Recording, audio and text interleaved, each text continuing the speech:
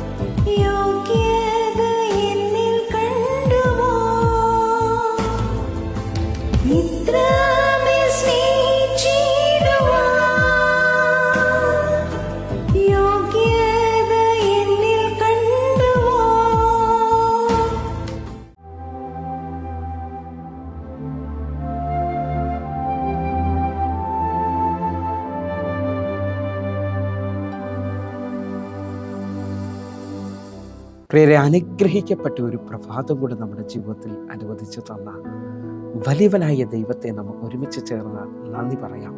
എത്ര പേർ പറയും, ഞാൻ നിന്നതല്ല, എൻ്റെ ദൈവം എന്നെ നിർത്തിയതാണ്.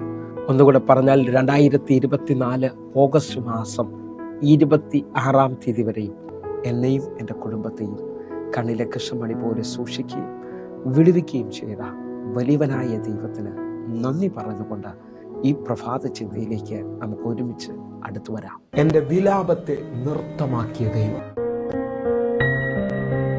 പ്രിയരെ, പ്രാരംഭവാക്യത്തിലേക്ക് 30-ാം സങ്കീർത്തനം അതിന്റെ 11-ാമത്തെ വാക്യം. നീ എൻ്റെ വിലാപത്തെ എനിക്ക് നൃത്തമാക്കി തീർത്തു, എൻ്റെ രട്ട് നീ അഴിച്ച് എന്നെ സന്തോഷം ഒളിപ്പിച്ചിരിക്കുന്നു. പ്രിയരെ, വളരെ ശക്തമായ ഒരു വചനമാണ് ഈ പ്രഭാതത്തിൽ ദൈവം നമ്മോട് സംസാരിക്കുന്നത്.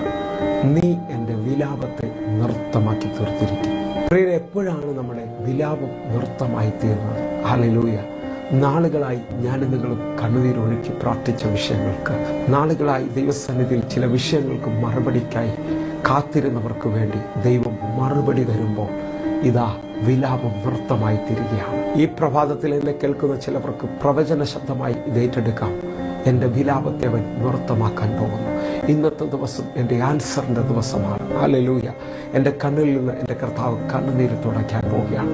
നിങ്ങൾ നോക്കണമേ, പുറപ്പാട് പുസ്തകം 15-ാം അധ്യായം നാം ശ്രദ്ധിച്ചാൽ നമുക്ക് കാണാൻ പറ്റുന്നത്, ശത്രുവിൻ്റെ കയ്യിൽ നിന്ന് ഇസ്രായേൽ മക്കളെ എന്നേക്കുമായി വിടുവിച്ച ദൈവത്തെ അവർ നൃത്തം ചെയ്ത് ആരാധിച്ച് സ്തുതിക്കുന്ന ഒരു അനുഭവമാണ് നമുക്ക് കാണാൻ പറ്റുന്നത്. ഹല്ലേലൂയ. പുറപ്പാട് പുസ്തകം 15-ാം അധ്യായം അതിൻ്റെ 20-21 വാക്യങ്ങൾ.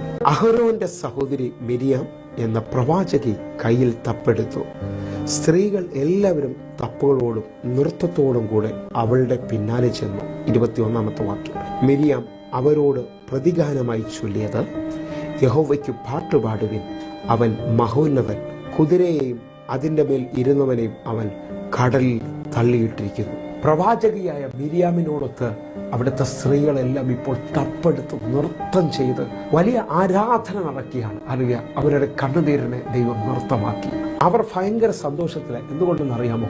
430 വർഷം അടിമകളായിരുന്നു. ഒരു രീതിയിലും അവർക്കൊരു ദിവസം പോലും സന്തോഷിക്കാൻ പറ്റത്തില്ലായിരുന്നു.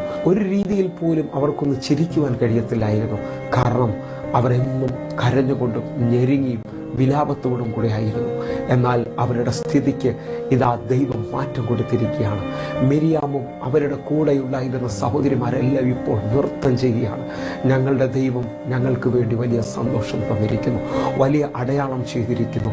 വിശ്വസിക്കാമോ? ഇത് കണ്ടുകൊണ്ടിരിക്കുന്ന ചിലവർക്ക് വേണ്ടിയും ഇതേപോലെ ദൈവം വലിയ അടയാളങ്ങൾ ചെയ്യാൻ പോകുകയാണ്, വലിയ അത്ഭുതങ്ങൾ ചെയ്യാൻ പോകുന്നു. നിങ്ങൾ ശ്രദ്ധിക്കണമേ, ഇസ്രായേൽ മക്കളുടെ കഴിവോ മിടുക്കോ അല്ല, അവരെ വിളിച്ച ദൈവം അവരെ സ്ഥിതിക്ക് മാറ്റം കൊടുക്കുകയാണ്. വിശ്വാസത്തിൽ ഇന്ന് ആരോടൊക്കെ പരിശുദ്ധാത്മാവ് പറയുകയാണ്, നിങ്ങളുടെ സ്ഥിതിക്ക് ദൈവം മാറ്റം തരാൻ പോകുന്നു. ഒരു ഭൂപടത്തിലും ഒരു പ്രവാചകൻ പറയാത്ത ചെങ്കടലിന്റെ വഴി അവർക്കന്ന് ദൈവം തുറന്നു കൊടുത്തു. അത് തുറന്നു കൊടുത്ത് അവർ അക്കരെ കയറുക മാത്രമല്ല, അവരുടെ ശത്രുവിനെ ആ ചെങ്കടലിൽ ദൈവം എന്നേക്കുമായി അവസാനിപ്പിച്ചു. ഇന്ന് ആരോടൊക്കെയോ ദൈവം വ്യക്തമായി പറയാണ്, എന്നേക്കുമായി ചില വിടുതലുകൾ, എന്നേക്കുമായി ചില വഴികൾ ദൈവം നിങ്ങൾക്ക് വേണ്ടി തുറക്കാൻ പോവുകയാണ്. ഇതാ വിലാപത്തെ നൃത്തമാക്കുന്ന ദൈവം. ഹല്ലേലൂയ. സ്ഥിതി മാറുമ്പോഴാണ്, നമ്മുടെ വിഷയങ്ങൾക്ക് മാറ്റം വരുമ്പോഴാണ് നമുക്ക് ഉള്ളിൽ ഭയങ്കര സന്തോഷവും ആരാധനയും നാം ദൈവത്തിന് മഹത്വം കൊടുക്കുകയും ചെയ്യുന്നത്. ഹല്ലേലൂയ. നിങ്ങൾക്ക് പുതിയ നിയമത്തിലെ ഒരു ഭാഗം കാണാൻ കഴിയും. ഈ സമയത്ത് തന്നെ നമുക്ക് അപ്പോസ്തല പ്രവൃത്തിയിലെ ഒരു ഭാഗം കൂടെ ചിന്തിച്ചിട്ട് പ്രാർത്ഥിക്കാം. അപ്പോസ്തല പ്രവൃത്തി 3-ാം അധ്യായം നാം ശ്രദ്ധിച്ചു നോക്കിയാൽ അതിന്റെ 2-ാമത്തെ വാക്യത്തിൽ അമ്മയുടെ ഉദരം മുതൽ മുടന്തനായ ഒരു മനുഷ്യനെ ചിലവർ ദിനം പ്രതി ചുമന്നുകൊണ്ടുവന്ന് ദേവാലയത്തിന്റെ ഫ്രണ്ടിൽ ഭിക്ഷ യാചിക്കുവാൻ ഇരുത്തുമായിരുന്നു. ഇതാ പത്രോസും യോഹന്നാനും ദേവാലയത്തിൽ ആരാധനയ്ക്ക് വേണ്ടി കടക്കുമ്പോൾ പത്രോസിന്റെ കരത്തിലൂടെ, വെള്ളിയും പൊന്നും എനിക്ക് തരാനില്ല, എനിക്കുള്ളതിന് ഞാൻ നിനക്ക് തരുന്നു, നസ്രയനായ യേശുവിന്റെ നാമത്തിൽ എഴുന്നേറ്റ് നടക്കുക എന്ന് പറഞ്ഞ് അവന്റെ കരത്തിൽ പിടിച്ച് അവനെ എഴുന്നേൽപ്പിക്കുകയാണ്. ക്ഷണത്തിൽ അവന്റെ കാലും നരിയാണിയും ഉറച്ചു. അല്ലെങ്കിൽ അവൻ അത്ഭുതമായ വിടുതലാണ് സംഭവിക്കുന്നത്. അതിന്റെ 8-ാമത്തെ വാക്യം നമുക്ക് വായിക്കാം. നടന്നും തുള്ളിയും ദൈവത്തെ പുകഴ്ത്തിയും കൊണ്ട് അവരോടുകൂടെ ദേവാലയത്തിൽ കടന്നു. എന്നെ കേൾക്കുന്നവരെ, അമ്മയുടെ ഉദരം മുതൽ മുടന്തനായ ആ മനുഷ്യന് എത്ര വയസ്സുള്ളതെന്ന് ചോദിച്ചാൽ 4-ാം അധ്യായം 22-ാമത്തെ വാക്യത്തിൽ പറയുന്നു, അവന് 40-ലധികം വയസ്സുണ്ടായിരുന്നു. 40 വർഷം തൻ്റെ ഹൃദയത്തിൽ വലിയ ആഗ്രഹം എന്ന് പറയുന്നത്, താൻ ഭിക്ഷ യാചിക്കുമ്പോഴൊക്കെ തനിക്ക് ഭിക്ഷ കൊടുത്തിട്ട് അനേകർ ആ ആലയത്തിൽ അകത്ത് കയറി ആരാധനയിൽ അറ്റൻഡ് ചെയ്യുന്നുണ്ട്. എന്നാൽ ഇവന് മാത്രം അതിനകത്തോട്ട് പ്രവേശിക്കാൻ പറ്റുന്നില്ല. പക്ഷെ ഇവന് സൗഖ്യം കിട്ടിയപ്പോൾ അവൻ തുള്ളിയും ചാടിയും ദൈവത്തെ സ്തുതിച്ചുകൊണ്ട് ആരാധനയ്ക്കകത്തേക്ക് അല്ലെങ്കിൽ ആലയത്തിനകത്തേക്ക് പ്രവേശിക്കുകയാണ്. സ്ഥിതി മാറിയാൽ ഞാനും നിങ്ങളും തുള്ളിയും ചാടിയും ആരാധിക്കുകയും ചെയ്യും. എത്ര പേർ വിശ്വസിക്കുന്നു ഇന്ന് പ്രഭാതത്തിൽ നമ്മുടെ സ്ഥിതിയെ ദൈവം മാറ്റാൻ പോവുകയാണ്? ചിലവരെ ദൈവം സൗഖ്യമാക്കാൻ പോവുകയാണ്. ചിലവർക്ക് ദൈവം നാളുകളായിട്ടുള്ള വിഷയത്തിനകത്ത് ദൈവം മറുപടി കൊടുക്കാൻ പോവുകയാണ്. എൻ്റെ വിലാപത്തെ അവൻ നൃത്തമാക്കി തീർത്തിരിക്കുന്നു. കണ്ണുകൾ അടയ്ക്കാം, പ്രാർത്ഥിക്കാം. ഞങ്ങളെ സ്നേഹിക്കുന്ന ഞങ്ങളുടെ നല്ല ദൈവമേ, പൂർണ്ണ ഹൃദയത്തോടെ എന്നെ കാണുന്ന, എന്നെ കേൾക്കുന്ന ഓരോ മക്കൾക്കും വേണ്ടി പ്രാർത്ഥിക്കുന്നു. ഈ പ്രഭാതം ഞങ്ങളുടെ കണ്ണിൽ നിന്ന് കണ്ണുനീര് തുടയ്ക്കുകയും നാളുകളായി ഞങ്ങളുടെ വിഷയങ്ങൾക്ക് മറുപടി തരികയും ചെയ്യാണ്. ഹല്ലേലൂയ. അങ്ങ് ഞങ്ങളുടെ വിലാപത്തെ നൃത്തമാക്കിയിരിക്കുന്നതിനായി നന്ദി. കർത്താവേ, എന്നെ കാണുന്ന ഓരോ മക്കളെയും ഞങ്ങളുടെ കരത്തിൽ ഏൽപ്പിക്കുന്നു. യേശുവിൻ നാമത്തിൽ പ്രാർത്ഥിക്കുന്നു. ആമേൻ, ആമേൻ. പ്രിയരേ, ഈ പ്രഭാത സന്ദേശം അനുഗ്രഹമാകുന്നുവെങ്കിൽ യൂട്യൂബ് സബ്സ്ക്രൈബ് ചെയ്യും, ഫേസ്ബുക്കിലേക്ക് നിങ്ങൾ ജോയിൻ ചെയ്യുകയും ചെയ്യണമെന്ന് ഓർപ്പിക്കുന്നു. അതേപോലെ എല്ലാ ദിവസവും സൂമിൽ ആരാധന നടക്കുകയാണ്. നിങ്ങളെയും ക്ഷണിക്കുന്നു. എങ്കിൽ ഈ പ്രഭാതം ഒരത്ഭുതത്തിന്റെ പ്രഭാതമായി തീരട്ടെ. God bless you. ആമേൻ.